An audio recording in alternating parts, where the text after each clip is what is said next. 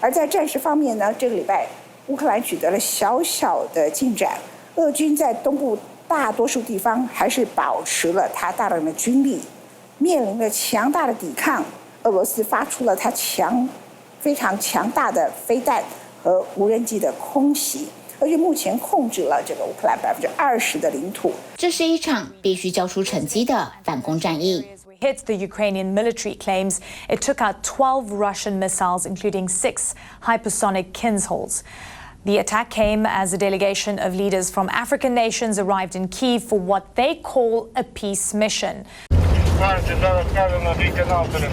We're travelling in an armoured vehicle with Ukrainian National Guardsmen going to relieve their comrades who retook the first village in this counter-offensive. In the last week, the Ukrainians have seized a string of villages along this road, small but significant victories. 在长达965公里的前线，乌军首波反攻战线主要在扎波罗热和顿内茨克地区。反攻第一周取得小小战果，收复至少7个村庄。磨刀霍霍的乌军为这一刻准备多时。2023年初开始前往盟友国接受特训，反复演练新取得的先进武器。欧美盟友一旁监考，等着验收他们提供武器和训练乌军的成果。ITV News spent 2 days on the front line with Ukrainian forces, an army made up of professional soldiers and civilians who've become fighters. Through fields reminiscent of battles past, they showed us the technology that has changed the way of warfare. Drones have been absolutely crucial to the way this war has been waged, and they will be even more important in the counter-offensive. The unit commander tells me the drones allow them to find Russian positions up to 2 miles away, then strike their men and their machinery. 乌国军方表示，反攻进度缓慢但稳定，而且也坦诚对抗强大的俄军防线，一直都很艰辛，也很血腥。And tonight, graphic images from villages recently liberated by Ukrainian troops, destroyed Russian tanks, and the bodies of dead Russian soldiers lining the road. Today, a Ukrainian defense official saying Ukrainian forces advancing again, but only by a few hundred yards in the east and in the south, with Russian-laid minefields destroying Western supplied tanks and infantry vehicles. Multiple Russian missiles killing 6 people, with new videos showing the dramatic moment a woman is pulled out from underneath the rubble in eastern Ukraine. 美国国防部长奥斯汀也表示，乌军遭遇俄军猛烈抵抗，但这样的困难是在预期中的，这不是短跑冲刺，反攻将旷日持久，也代价高昂。不过，美国对乌军深具信心，也高度期待。Ukraine has overcome so many obstacles, but more lie ahead. And Ukraine's troops and citizens do not stand alone. Thanks to the historic support of nations of goodwill from around the world, Ukraine is well positioned for the challenges still to come. 但乌军的反攻是有时间限制的，必须在年底不适合作战的冬季来临前交出亮眼的成绩单，证明乌军是有本事打赢这场战争，盟友的支援不会白白浪费。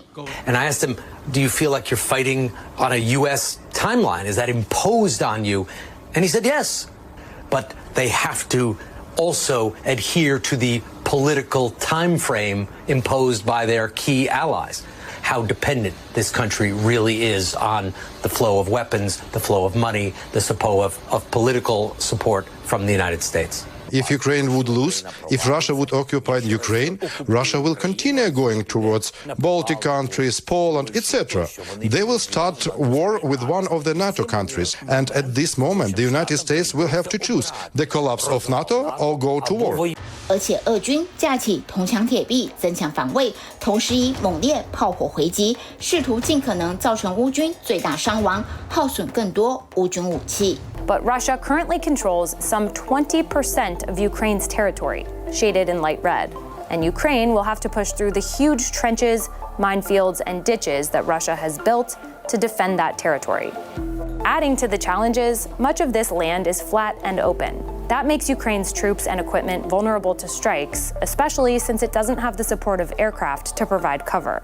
that the West, when we go into battle, we will try and establish air superiority first because it's incredibly debilitating being attacked by your enemy aircraft on the ground. Now, of course, Ukraine don't have that luxury, and therefore they aren't able to establish air superiority, and they are being attacked from the air, which 俄军深入乌克兰本土的攻击，同样持续造成乌克兰平民伤亡。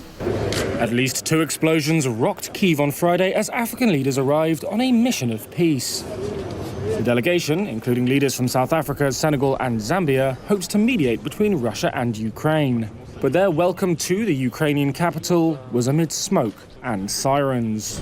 This unfortunately follows the night previously. Kryvyi Rih was also struck with the biggest attack we've seen for quite some time, actually. This is the home of President Zelensky, and actually there were 12 deaths, 30 injured, 127 properties that were damaged as part of this strike. Again, none of these appear to be military targets.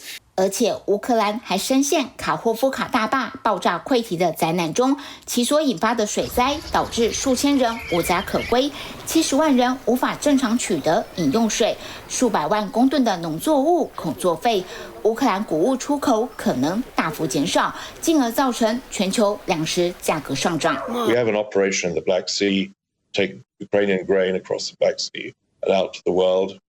I worry a lot about the effect on global food prices and as much as anything on global food availability. We will see the extent of that damage as the waters recede. It's a catastrophe for the world.